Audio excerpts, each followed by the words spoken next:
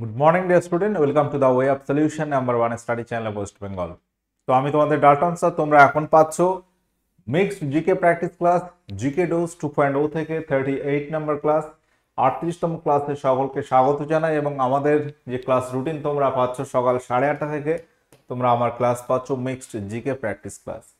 এবং আমাদের সমস্ত ফ্রি ক্লাস যেগুলো প্রোভাইড করা হয় আমাদের telegram group the way of সলিউশনের প্রত্যেক ক্লাসের নোটিফিকেশন বা লিঙ্ক তোমরা পাবে। এবং আমরা যে পেড কোর্স করাই সেটি হচ্ছে TWS একাডেমি অ্যাপ, যে অ্যাপ তোমরা প্লে স্টোরে পেয়ে যাবে। তো আমাদের বর্তমান যে সমস্ত ব্যাচগুলো তোমরা পাবে আমাদের অ্যাপে, ফাউন্ডেশন 3.0 কম্বো ব্যাচ, এসএসসির ফাউন্ডেশন ব্যাচ, রেলের foundation, WBP KP PSC practice batch, এটা 2 নম্বর প্র্যাকটিস ব্যাচ, WB টেট অর্থাৎ প্রাইমারি পরীক্ষার্থীদের জন্য একটা ব্যাচ এসছে ফাউন্ডেশন ব্যাচ, ফাউন্ডেশন 2.0 রেকর্ডেড। এছাড়াও এসএসসির একটা প্র্যাকটিস ব্যাচ, এসএসসি রিলের প্র্যাকটিস ব্যাচ লঞ্চ করা হয়েছে। বেশ অনেক ব্যাচ রয়েছে।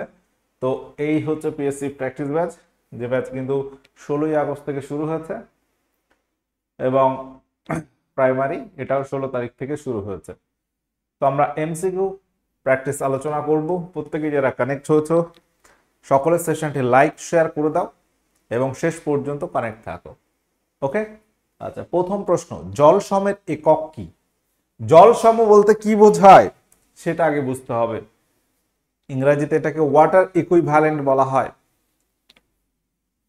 তো এই জল সম বলতে কি বোঝায়? কোন একটা বস্তু, ধরো এই একটা বস্তু, এটা ধরো একটা লোহার খণ্ড, এর ওয়েট ধরো যাই হোক হতে পারে। কোন একটা বস্তু, তার উষ্ণতা, এর উষ্ণতা 1 ডিগ্রি সেন্টিগ্রেড বৃদ্ধি করতে, 1 ডিগ্রি সেলসিয়াস, ধরো 1 ডিগ্রি সেলসিয়াস বৃদ্ধি করতে যে তাপ প্রয়োজন হয়, বৃদ্ধি করতে ধরো আমি ধরলাম 500 ক্যালোরি তাপ প্রয়োজন, 500 ক্যালোরি তাপ প্রয়োজন হয়। তো সেই 500 ক্যালোরি তাপ কতটুকু জলের উষ্ণতা 1 ডিগ্রি সেন্টিগ্রেড বাড়াতে পারছে? অর্থাৎ এই 500 ক্যালোরি তাপ যতটুকু জল, ধরো মনে হলো যে 10 গ্রাম জলের উষ্ণতা 1 ডিগ্রি সেন্টিগ্রেড বাড়াতে পারছে, বৃদ্ধি করতে পারে, তাহলে ওই 10 গ্রামটা হবে ওই বস্তুর জল সম। ব্যাপারটা কি আর একবার বলি, তোমরা যারা কানেক্ট আছো ভালো করে এটা শোনো। ধরো কোনো একটা বস্তুর উষ্ণতা 1 ডিগ্রি বৃদ্ধি করতে যে তাপ প্রয়োজন হয়, ওই পরিমাণ তাপ দিয়ে আমরা কতটুকু জলের উষ্ণতা 1 ডিগ্রি বাড়াতে পারবো। ঠিক আছে, হতে পারে 20 গ্রাম, 25 গ্রাম, 30 গ্রাম বা 1 কেজি। তো সেই জলের ভরের পরিমাণটাই ওই বস্তুর জল সম। মানে জলের ভরটাকে কিন্তু আমরা এখানে মেনশন করছি, 10 গ্রাম, 1 কেজি, 200 গ্রাম। তাহলে জল সমের একক আমরা পাবো গ্রাম। ব্যাপারটা আশা করি বোঝা গেল। এটা আমি জাস্ট একটা এক্সাম্পল দিয়ে বোঝানোর চেষ্টা করলাম যে একটা লোহা দণ্ড, তার উষ্ণতা তুমি বাড়াতে চাইছো 1 ডিগ্রি সেন্টিগ্রেড, 500 ক্যালোরি তাপ লাগলো, ওই 500 ক্যালোরি তাপ যতটুকু জল 1 ডিগ্রি সেন্টিগ্রেড বাড়াতে পারছে সেটাই ওই বস্তুর জল সম। তাহলে এই গ্রাম হচ্ছে কি একক? এটা কিন্তু সিজিএস একক, এটা হচ্ছে জল সমের সিজিএস একক। যদি বলো এসআই একক কি হবে? এসআই একক কেজি হবে। ভরের এসআই একক কি? কেজি। তাহলে এখানে এসআই একক জল সমের কেজি বা কিলোগ্রাম হয়ে যাবে। ওকে, যদি বলো ডাইন কিসের একক? ডাইন হচ্ছে বলের একক, বলের সিজিএস একক। ক্যালোরি তাপের সিজিএস একক। ডিগ্রি সেন্টিগ্রেড এটা হচ্ছে উষ্ণতার সিজিএস একক। উষ্ণতার এসআই একক কি? কেলভিন। তাপের এসআই একক কি? জুল। বলের এসআই একক কি? নিউটন। এগুলো আমরা প্রত্যেকে মনে রাখবো। আচ্ছা, এবার প্রশ্ন হচ্ছে বলের মান ও একক পাওয়া যায় নিউটনের কোন গতিসূত্র থেকে?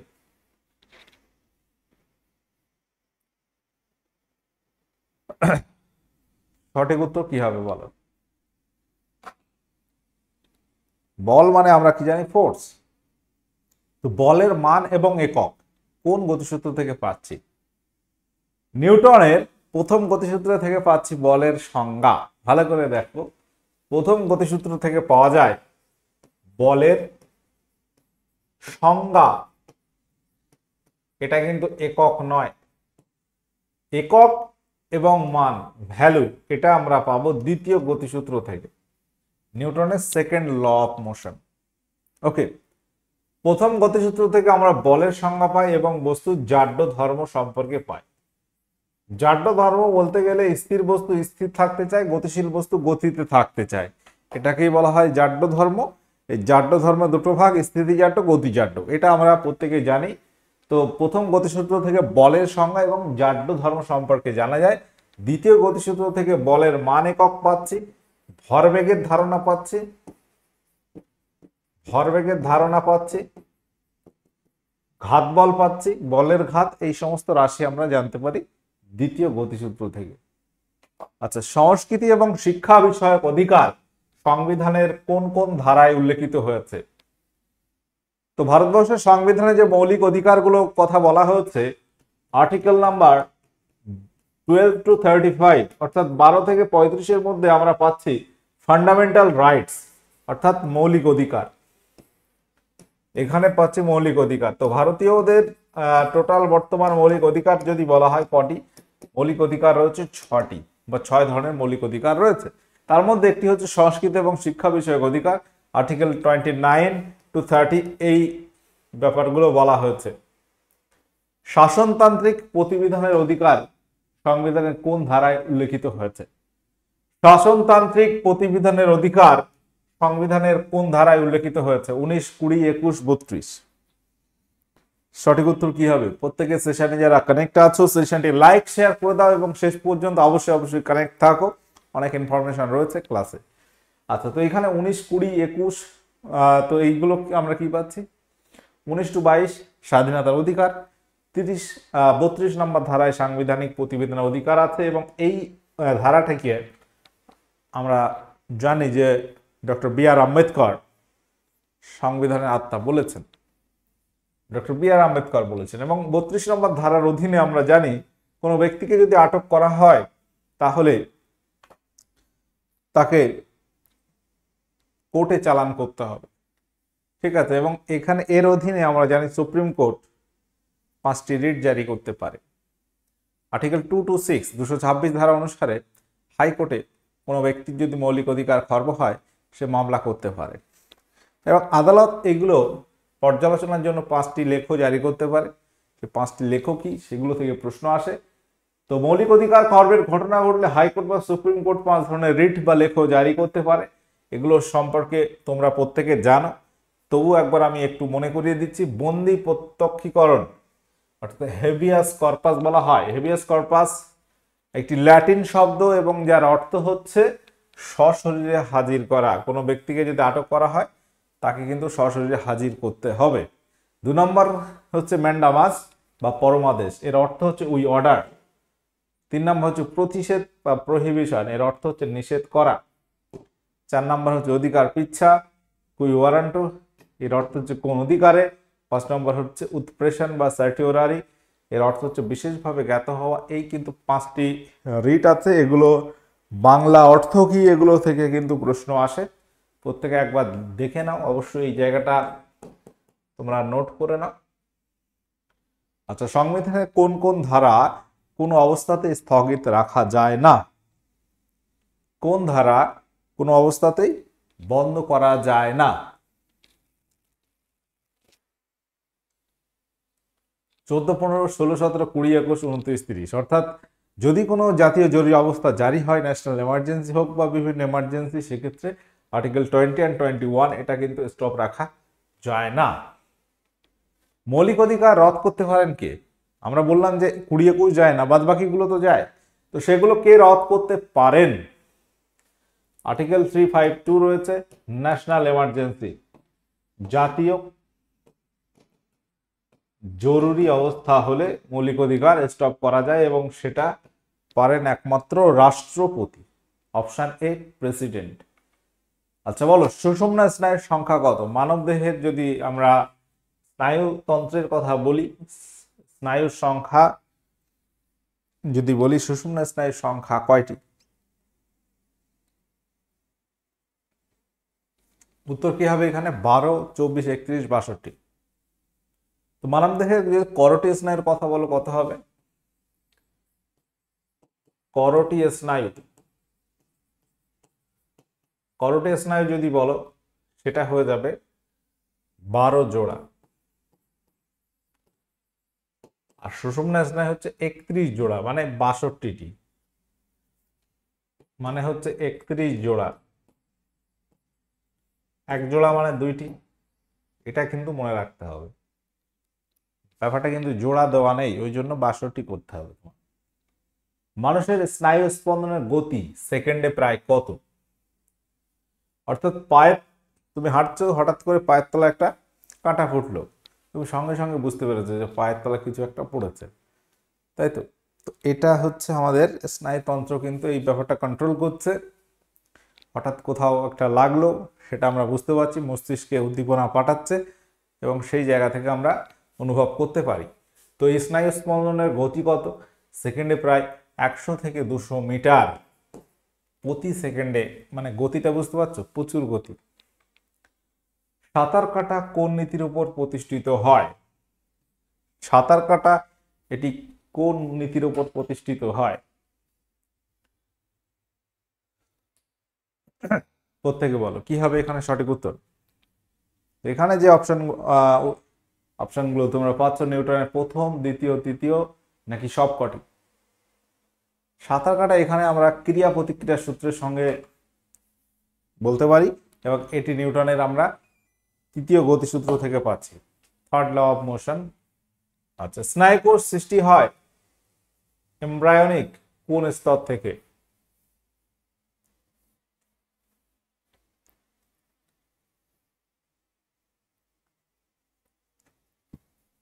স্নায়ুকোষ সৃষ্টি হয় কোথা থেকে? একটোডাম, এন্ডোডাম, মেসোডাম, এন্ডোডাম, মেসোডাম, উভয়। তো এখানে মনে রাখবো অপশনে একটোডাম থেকে স্নায়ুকোষ সৃষ্টি হয়। মস্তিষ্ক ম্যালেরিয়া কোনটি ঘটায়? Plasmodium vivax, plasmodium falciparum, plasmodium malariae, নাকি কোনোটি নয়? মস্তিষ্ক ম্যালেরিয়া এখানে কোনটি ঘটায়? সঠিক উত্তর কি হবে এখানে বলো। মস্তিষ্ক ম্যালেরিয়া ঘটাচ্ছে যে আদ্য প্রাণী, সেটি হচ্ছে প্লাজমোডিয়াম ফ্যালসিফেরাম, অপশন বি। নিচের কোন প্রকার কোষ অ্যালার্জির জন্য দায়ী?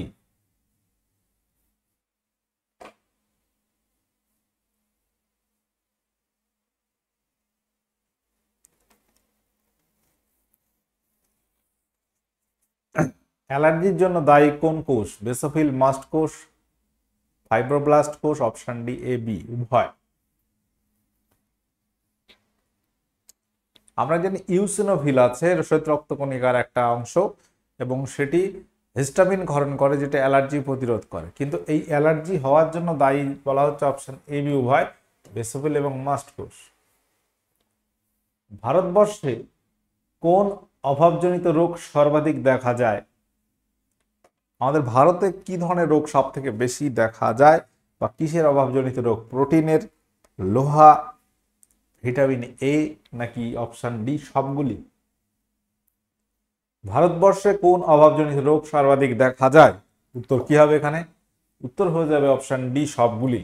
প্রোটিনের ঘাটতিজনিত কোয়াশিকর, ম্যারাসমাস, লোহা অভাবজনিত অ্যানিমিয়া রোগ, ভিটামিন এর অভাবে রাতকানা, ফিনোডার্মা, জেরপ্থ্যালমিয়া, এই সমস্ত রোগ কিন্তু দেখা যায়। বলো ঘনাদা চরিত্র স্রষ্টাকে? ঘনাদা চরিত্রের স্রষ্টাকে? তো এই ধরনের ক্যারেক্টার রিলেটেড একটা ক্লাস আমি কিন্তু তোমাদের করিয়ে দিয়েছি অলরেডি, যারা দেখোনি অবশ্যই দেখবে। সঠিক উত্তর এখানে কি হবে বলো। সুকুমার রায়, বিজন ভট্টাচার্য, প্রেমেন্দ্র মিত্র, সুকুমার সেন।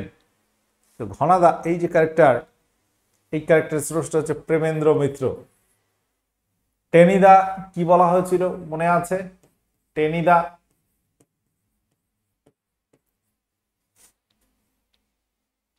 টেনিদা হচ্ছে নারায়ণ গঙ্গোপাধ্যায়,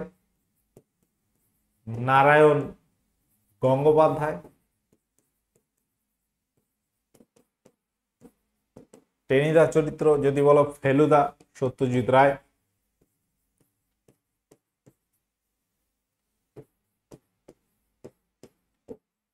সত্যজিৎ রায়, ফেলুদা। ব্রজদা কার বলা হয়েছিল? ব্রজদা। ব্রজদা হচ্ছে গৌরী কিশোর ঘোষ।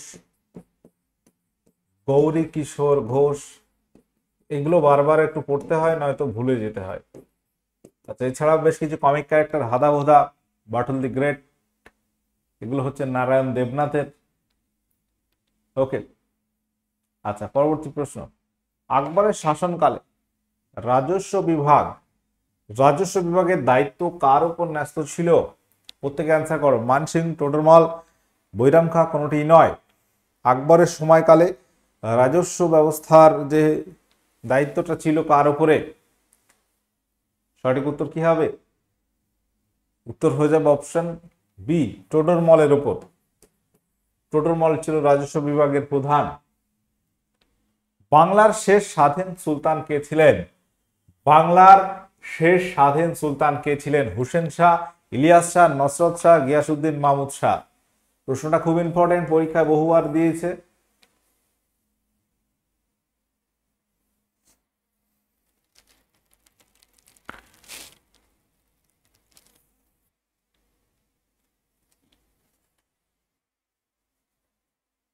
এখানে উত্তর হয়ে যাবে গিয়াসউদ্দিন মাহমুদ শাহ।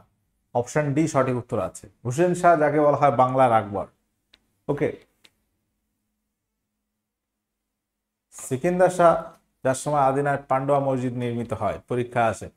আচ্ছা, নিচের কোনটি তরল ধাতু? নিচের কোনটি তরল ধাতু? আমরা তরল ধাতু বললেই আমরা জানি যে পারদ। পারদ ছাড়াও আরো কিছু ধাতু রয়েছে সাধারণ উষ্ণতায় তরল। পারদ ছাড়াও আরো কিছু ধাতু রয়েছে যারা সাধারণ উষ্ণতায় তরল, যেমন সিজিয়াম, গ্যালিয়াম। এখানে উত্তর হবে গ্যালিয়াম। ঠিক আছে, অপশন ডি হবে, রেডিয়াম নয়। মার্কিং এ একটু ভুল রয়েছে, এটা তেজস্ক্রিয়তা একটা মৌল। অপশন ডি সঠিক উত্তর আছে, এখানে ডি কারেক্ট আছে। চারমিনার সৌধ কোন রাজ্যে অবস্থিত? চারমিনার সৌধ এটি কোন রাজ্যে অবস্থিত? কুলি কুতুব শাহ যেটি নির্মাণ করেছিল, কুলি কুতুব শাহ। চারমিনার যেটি হায়দ্রাবাদে অবস্থিত। হায়দ্রাবাদ শহরটি পড়ছে তেলেঙ্গানার মধ্যে, বাট আমাদের উত্তর হবে অবশ্যই রাজ্য যদি বলে তেলেঙ্গানা হবে। দেখো, এই যে প্রশ্নটা তোমাদের কিন্তু কনফিউজ করে তুলবে। এখানে পরীক্ষায় কিভাবে প্রশ্নটা দেয় দেখো, আমরা জানি চারমিনার হায়দ্রাবাদে অবস্থিত, বাট বলা হয়েছে এখানে কোন রাজ্যে অবস্থিত। রাজ্য যদি বলবে তখন হায়দ্রাবাদ এটা রাজ্য নয়, তোমাকে তেলেঙ্গানা করতে হবে। তেলেঙ্গানার মধ্যে কিন্তু হায়দ্রাবাদ পড়ছে, তাই তো? তাহলে উত্তর হবে অপশন বি, তেলেঙ্গানা। যদিও হায়দ্রাবাদে অবস্থিত, কিন্তু রাজ্য তো নয় হায়দ্রাবাদ একটি, রাজ্যের নাম হচ্ছে তেলেঙ্গানা। এইটা কিন্তু ভালো করে খেয়াল করতে হবে। পশ্চিমবঙ্গের কোন জেলায় শাল গাছ বেশি পাওয়া যায়? এই শাল গাছ রিলেটেড কিছু প্রশ্ন হয়, যে নিম্নের কোনটি পর্ণমোচী উদ্ভিদ, বা ইংরেজিতে বলা হয় ডেসিডুয়াস বৃক্ষ। ডেসিডুয়াস বৃক্ষ বলতে কি বোঝায়? ডেসিডুয়াস বৃক্ষ বলতে বলা হচ্ছে পর্ণমোচী উদ্ভিদ, মানেই হচ্ছে পর্ণমোচী উদ্ভিদ। এই শাল গাছ বেশি পাওয়া যায় বাঁকুড়া জেলাতে। অপশন সি সঠিক উত্তর আছে। প্রত্যেকে একবার খেয়াল করো, বাঁকুড়া জেলায় শাল গাছ বেশি পাওয়া যায়। সুপার অক্সাইডে অক্সিজেনের জারণ সংখ্যার মান হলো কত? সুপার অক্সাইডের জারণ সংখ্যার মান কত হয়?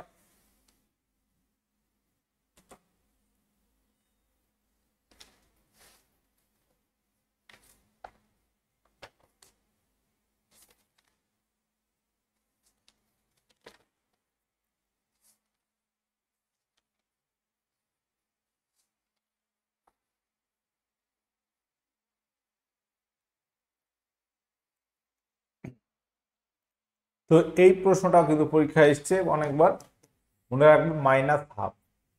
একটা সুপার অক্সাইডের এক্সাম্পল কি হবে? KO2। এখানে পটাশিয়াম এবং অক্সিজেন দিয়ে তৈরি। এটা একটা সুপার অক্সাইড। তো এখানে কার জারণ সংখ্যা? অক্সিজেন, অক্সিডেশন নাম্বার বার করতে হবে। এই টোটাল মিলিয়ে হবে 0, টোটাল মিলিয়ে হবে 0। পটাশিয়াম এটা হয় +1 আর O2 মানে -1 হবে, দুটো যোগ করলে হবে 0। ঠিক আছে, কিন্তু এখানে একটা অক্সিজেন যদি বলা হয়, অক্সিজেন দুটি মিলিয়ে হচ্ছে 1, অর্থাৎ একটি কত হবে? একটি ও হলে -1 -1/2। একটা অক্সিজেনের জারণ সংখ্যা হবে -1/2। একটা অক্সিজেন মানে অক্সিজেনের জারণ সংখ্যা হয় -1/2। আচ্ছা, বর্তমানে আমাদের যে ব্যাচগুলো চলছে, প্রথমে আমরা আলোচনা করেছি, যারা পরে কানেক্ট হয়েছে দেখে নাও, যদি প্রয়োজন হয় তোমার যেটা সেটা তুমি নিতে পারো। আমাদের পেড কোর্স এগুলো অ্যাভেলেবেল রয়েছে। Foundation 300, WBKB PSC practice, West Bengal TET, PSC ক্লার্কশিপের সেকেন্ড ব্যাচ লঞ্চ হয়ে গেছে ইতিমধ্যে, ক্লাসও শুরু হয়ে গেছে। আচ্ছা, এবার প্রশ্ন হচ্ছে, একটি বস্তু আর ব্যাসার্ধের অর্ধবৃত্ত পরিক্রমণ করছে, ওর মোট সরণ কত হবে? 0 to πr, 2r, 2πr। তো এখানে প্রশ্নটা ভালো করে খেয়াল করো। এখানে বলা হয়েছে একটা অর্ধবৃত্ত মানে অর্ধেক বৃত্ত। তোমাদের এখানে ম্যাথমেটিক্সের কিছু ফর্মুলা মনে রাখতে হবে। বৃত্তের পরিধির ফর্মুলা কত? বৃত্তের পরিধি, বৃত্তের পরিধি এর ফর্মুলা কত? বৃত্তের পরিধির ফর্মুলা হচ্ছে 2πr। বৃত্তের পরিধি মানে বৃত্ত মানে একটা হচ্ছে টোটাল, এই একটা বৃত্ত, এর ব্যাসার্ধ যদি r হয় তাহলে এর পরিধি হবে 2πr। এখানে বলা হয়েছে একটি আর ব্যাসার্ধের অর্ধবৃত্ত। তাহলে এখানে আমরা অর্ধবৃত্ত নিয়েছি, এটা ধরলাম কেন্দ্র, এটা ধরলাম বৃত্তের কেন্দ্র। তাহলে এখান থেকে আমরা যদি এটা জুড়ি, এটা হবে আর একটা ব্যাসার্ধ পাচ্ছি। ওকে, এই একটা ব্যাসার্ধ পেলাম। একটা বস্তু যাত্রা শুরু করেছে এই জায়গা থেকে, এই পয়েন্ট থেকে এইভাবে যাচ্ছে, যেতে যেতে সে পৌঁছালো এই পয়েন্টে, ধরো এটা বললাম বি। তাহলে তার মোট সরণ কত হবে? এই সরণ মানে কি? সরণ কথাটি কি? সরণ মানে একটা ভেক্টর রাশি। সরণ মানে হচ্ছে কোন বস্তুর প্রাথমিক অবস্থান, কোন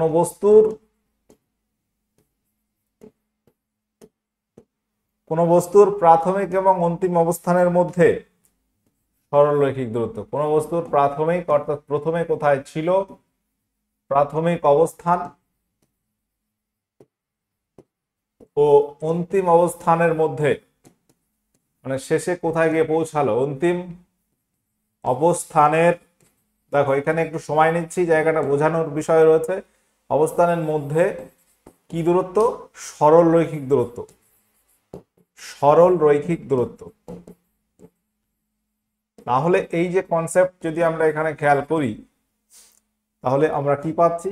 সরল রৈখিক দূরত্ব মানে এখান থেকে এইটা আমাকে যোগ করতে হবে। ঠিক আছে, মানে এইটা আর হলে এটাও আর হবে, অর্থাৎ r + r, 2r হয়ে যাবে সরণ। অপশন সি এখানে সঠিক উত্তর আছে। অর্ধবৃত্ত বললে 2r হবে। যদি পূর্ণবৃত্ত হতো তাহলে 0 হয়ে যেত। একটা ফুল বৃত্ত যদি হতো, তাহলে যদি এখান থেকে শুরু করতো যাত্রা, এইভাবে যেত, এভাবে যেতে যেতে যদি আবার এই জায়গায় ফিরে আসতো, তাহলে সরণ হয়ে যেত 0। প্রথম এবং শেষ অবস্থান যদি মিলে যায় তাহলে 0 হয়ে যাবে। এবার তোমাকে একটা এক্সাম্পল দিই, অতিক্রান্ত দূরত্ব কত? এখানে আমরা বুঝলাম এটা হচ্ছে সরণ। অতিক্রান্ত দূরত্বটা কত বলতো এক্ষেত্রে? তাহলে অর্ধবৃত্ত হলে এটা অর্ধবৃত্ত, অতিক্রান্ত দূরত্বটা কত? সে কতটা দূরত্ব অতিক্রান্ত করেছে? অতিক্রান্ত দূরত্বটা হয়ে যেত একটা বৃত্তের পরিধি 2πr, তারা 2 দিয়ে ভাগ করলে আমরা পেতাম πr। এটা হচ্ছে অতিক্রান্ত দূরত্ব, কিন্তু এটা সরণ না। সরণ আমরা পেলাম কত? সরণ আমরা পেয়েছি 2r। তাহলে দুটো কিন্তু আলাদা। অতিক্রান্ত দূরত্ব স্কেলার রাশি, সরণ ভেক্টর রাশি, দুটো কিন্তু আলাদা। ধরো তোমাকে একটা এক্সাম্পল দিলাম, একটা বস্তু এখানে ছিল, এ বিন্দুতে, এখান থেকে গেল এইভাবে এইভাবে এইভাবে এইভাবে গিয়ে এখানে পৌঁছালো। তোমাকে আমি বলে দিলাম ধরো এটা 10 মিটার, এটা গেল 8 মিটার, এটা গেল ধরো 6 মিটার, এটা 5 মিটার, আর এটা দিলাম 7 মিটার। এখান থেকে এইটা সরলরেখা বরাবর আমরা যোগ করলাম, এটা লিখলাম 15 মিটার। এখন তোমার কাছে আমি প্রশ্ন করলাম যে বলো এই যে ছবিটা দেখতে পাচ্ছ এখানে বস্তুর সরণ কত? এই ছবি থেকে বলতে হবে সরণ কত মিটার এবং বস্তুর অতিক্রান্ত দূরত্ব কত।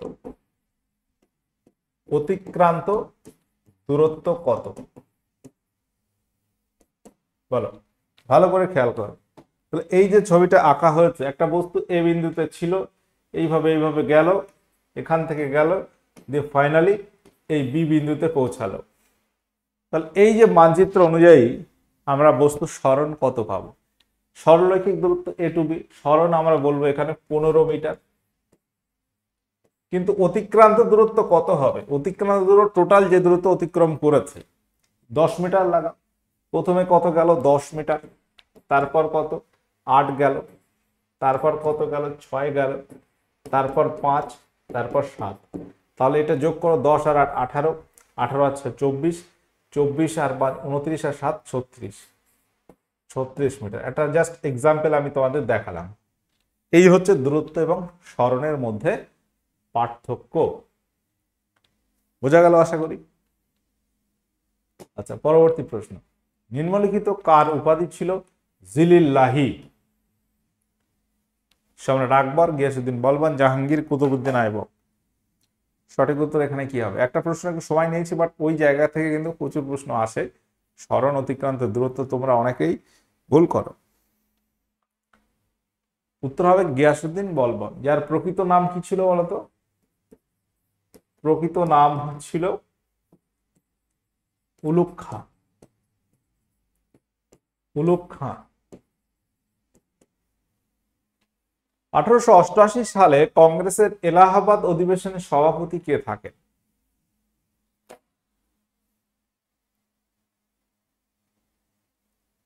সঠিক উত্তর কি হবে এখানে? আচ্ছা, এখানে প্রশ্নটা একটু গন্ডগোল আছে। 85-তে, 86, 87, 88-তে ছিল জর্জ উইল। হ্যাঁ, এখানে ওয়েদারবার্ন নয়। 88 সালের যে অধিবেশন সেখানে কিন্তু জর্জ উইল ছিল। অপশন সি এখানে কারেক্ট হবে যদি 88 সাল বলা হয়। যদি 89 সাল বলো সেক্ষেত্রে কিন্তু ওয়েদারবার্ন ছিল। ওয়েদারবার্ন ছিল 1989 সালে, 1889 সালে। তাহলে এখানে যে প্রশ্নটা আছে সঠিক উত্তর হবে অপশন সি। মার্কিং এ ভুল আছে, ঠিক আছে। 1888 সালের অধিবেশনে সভাপতি ছিল এলাহাবাদ অধিবেশনে জর্জ ইউল, অপশন সি। আর উইলিয়াম ওয়েদারবার্ন 1889 সালে ছিল, মনে থাকবে। আচ্ছা, সেবার 89 এর অধিবেশন হয়েছিল বোম্বেতে, বোম্বে অধিবেশন।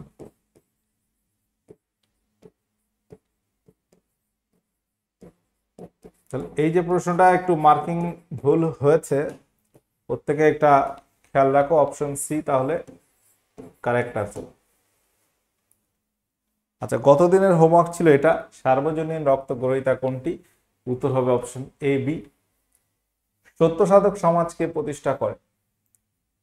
পরীক্ষার প্রশ্নটা খুব আসে, very very important question.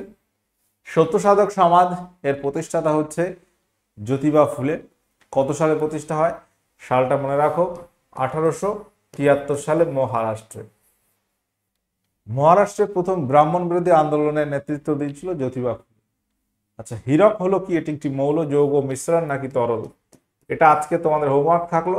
Out of 26 তোমার স্কোর কত হলো একটু জানিয়ে দেবে, এবং ক্লাসগুলো করতে থাকো। আমাদের ফ্রি ক্লাসগুলো পেতে আমাদের way of solution TWS academy YouTube channel subscribe করো, নোটিফিকেশন অল করো, এবং TWS একাডেমি অ্যাপে আমাদের পেড কোর্স করানো হচ্ছে। তো আজকের ক্লাস এখানে এন্ড করলাম। সকলে ভালো থাকো, সুস্থ থাকো, পড়াশোনা করতে থাকো মনোযোগ দিয়ে। ওকে, টাটা, বাই।